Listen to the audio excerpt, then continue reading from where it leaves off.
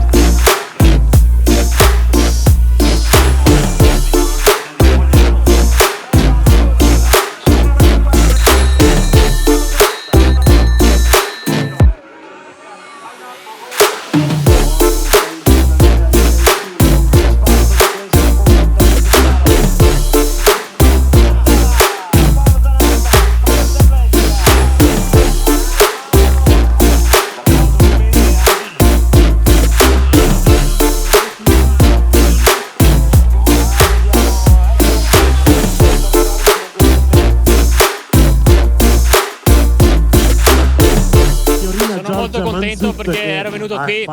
sapendo di dover far fatica, perché tra gli iscritti ho visto che c'era Manina Fascia, quello della Dolomiti Belluno, ho detto le ultime due edizioni le ha vinte lui, proviamo a rompergli la festa quest'anno e in parte la invitiamo a ho fatto molta fatica, ti dico la verità, perché sono andato in crisi, pensavo che sarei riuscito a stargli dietro, poi ho dovuto arrendermi nella prima parte per recuperare energie, per usarle appunto negli ultimi 5 km.